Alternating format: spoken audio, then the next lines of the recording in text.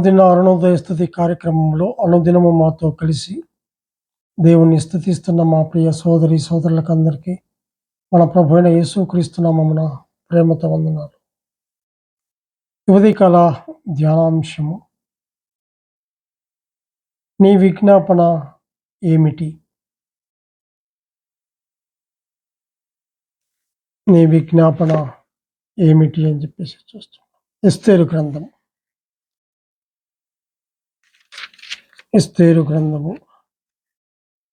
7వ అధ్యాయము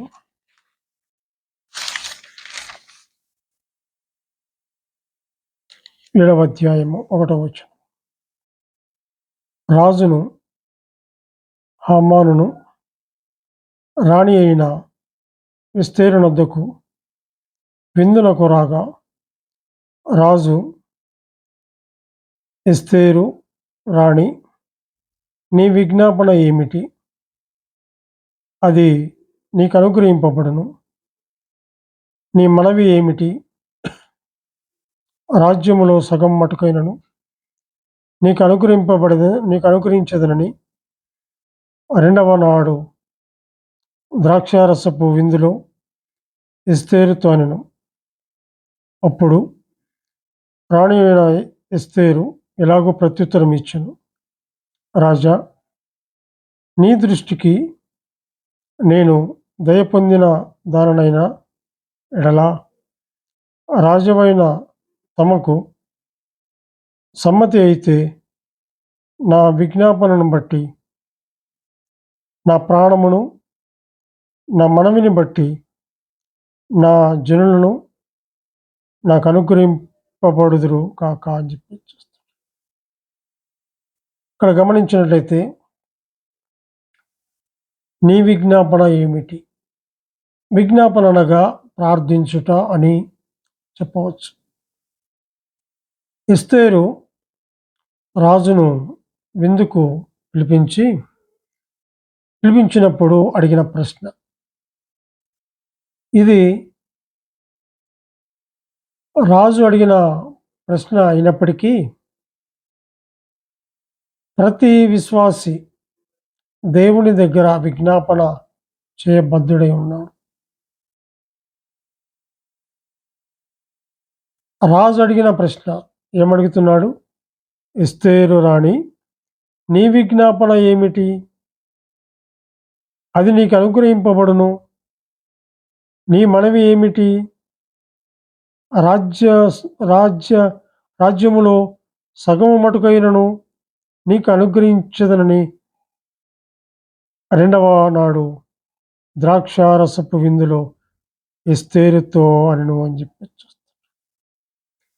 ఎస్తేరు అక్కడ ప్రత్యుత్తరం ఇచ్చినట్లుగా చూస్తున్నాం. నీ దృష్టికి నేను దయ పొందిన దాననైన ఎడల. ప్రియమైన వాళ్ళారా, గమనించండి. ఫిలిప్పీయులకు రాసిన పత్రిక 4:6లో మనం చూస్తాం, దేనిని గూర్చి చింతపడకుడు కానీ ప్రతి విషయములోనూ ప్రార్థన విజ్ఞాపనల చేత కృతజ్ఞతాపూర్వకంగా మీ విన్నపములు దేవునికి తెలియచేయుడి. ఎస్తేరు గ్రంథం 7వ అధ్యాయం 8వ వచనంలో చూస్తే, 8వ వచనంలో, నగరు వనములో నుండి ద్రాక్షారసపు విందు స్థలమునకు రాజు తిరిగి రాగా, ఎస్తేరు కూర్చుండి ఉన్న చెయ్యి మీద హామాను పడి ఉండుట చూచి, వీడు ఇంటిలో నా సముఖము ఎదుటనే రాణిని బలవంతము చేయునా అని చెప్పాను. ఆ మాట రాజు నోట రాగానే బంటులు హామాను ముఖమునకు ముసుగు వేసిరి అని చెప్పి ప్రేమైన వారా, గమనించండి. ఎస్తేరు తన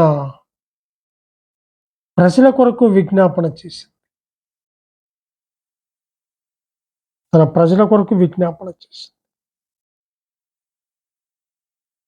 ఇక్కడ గమనించినట్లయితే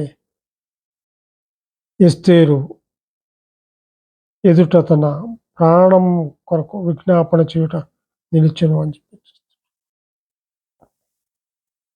నీ విజ్ఞాపన ఏమిటి అని రాజు ఎస్తేరును అడిగినప్పుడు ఎస్తేరు తన ప్రజల కొరకు రాజు యొద్ద విజ్ఞాపన చేసింది.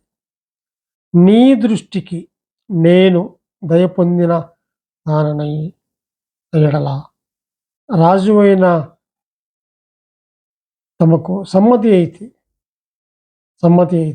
నా విజ్ఞాపనను బట్టి నా ప్రాణమును నా మనవిని బట్టి నా జనులను నాకు అనుగ్రహింపబడుదురుగాక అని చెప్పి తన ప్రజలు సంవరింపబడకుండా క్షేమముగా ఉండాలని ఎస్తేరు విజ్ఞాపన చేసింది.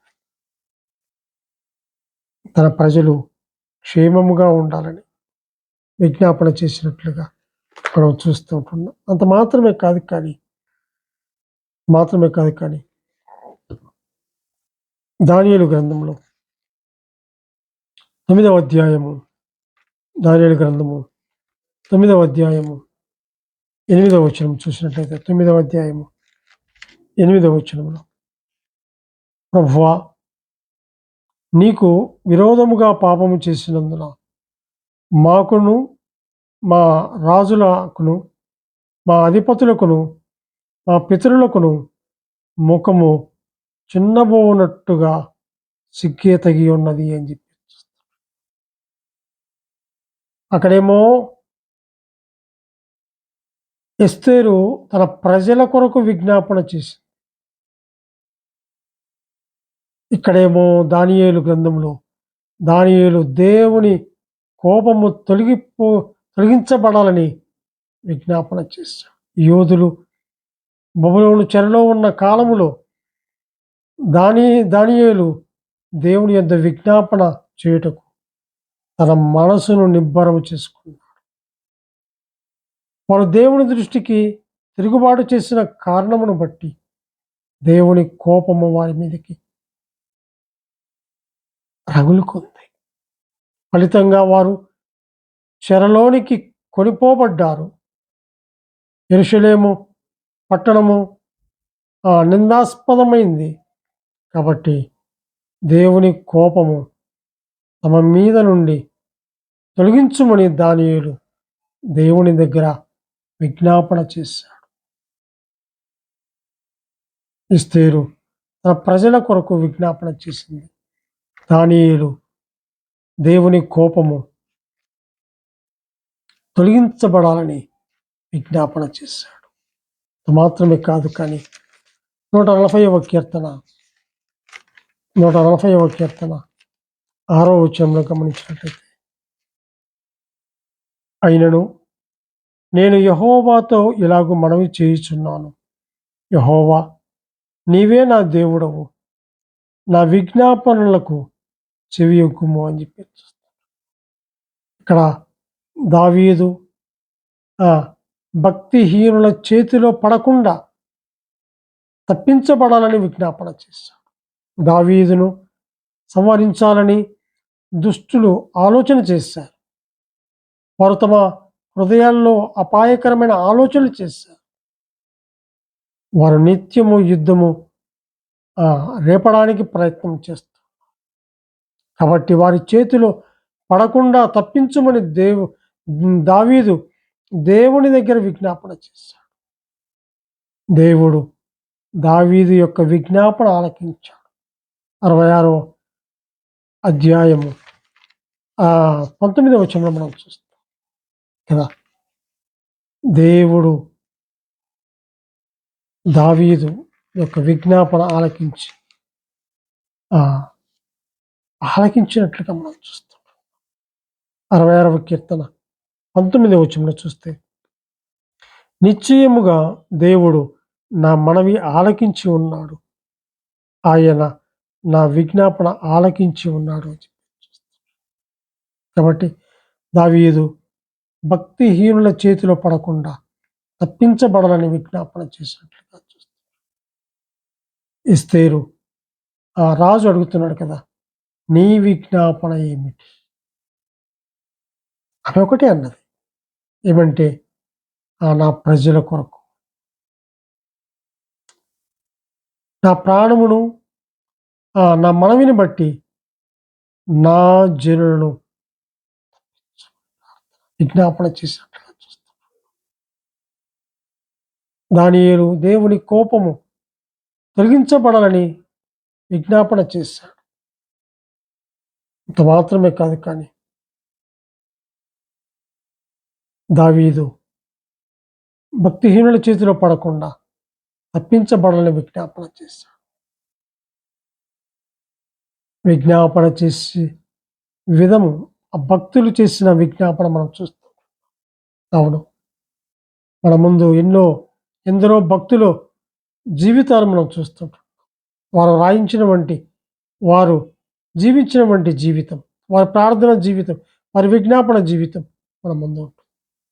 మనము కూడా అలాగూ మన ముందున్నటువంటి భక్తులను జ్ఞాపకం చేసుకుంటూ లేఖనాలలో ఉన్నటువంటి విధంగా మనము ప్రార్థన విజ్ఞాపనలు చేసి ఆయన మనము స్తుతించి గణపరిచి ప్రార్థన చేసి విజ్ఞాపన చేయవలసిన వారంగా ఉంటున్నాం. దేవుడు తన వాక్యాన్ని దీవించునుగాక. ప్రార్థన చేసుకుందాం. మమ్మల్ని ఎంతో మిక్కిలిగా ప్రేమించిన మా ప్రియ పరలోకపు తండ్రి, మీ ఘనమైన శ్రేష్టమైన ఉన్నతమైన నామమునకు స్తుతులు స్తోత్రములు చెల్లించుకుంటున్నాం. దేవా, నీవెంతైనా నమ్మదగిన దేవుడు, గొప్ప దేవుడు. ఎస్తేరు నా ప్రాణమును నా ప్రజల నువ్వు కాపాడుమని ప్రార్థన చేసినట్లుగా, విజ్ఞాపన చేసినట్లుగా, రాజు దగ్గర మనవి చేసినట్లుగా చూస్తున్నాం.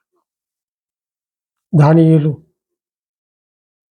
కూడా ఆ కోపం, దేవుని కోపాన్ని తొలగించబడాలని ప్రార్థన చేసినట్లుగా చూస్తున్నాం. దావీదు కూడా భక్తిహీనుల చేతుల నుండి నన్ను కాపాడు ప్రార్థన చేసినట్లుగా మేము చూస్తున్నాం. అవును నాయన, మాకు బుద్ధి కలుగుటకై ఎంతోమంది భక్తులను మా ముందు అయా ఉంచి వారు చేసినటువంటి విజ్ఞాపనను మా ముందు ఉంచినందుకే మీకు వందనాలు చెల్లించుకుంటూ, మేము ఎలా ప్రార్థన చేయాలో, ఎలా విజ్ఞాపన చేయాలో మీరు మాకు నేర్పిస్తున్నందుకే మీకు వందనాలు చెల్లించుకుంటూ, మా రక్షకుడైన యేసుక్రీస్తు నామమున స్తుతించి ప్రార్థన చేయుచున్నాము తండ్రి. ఆమేన్.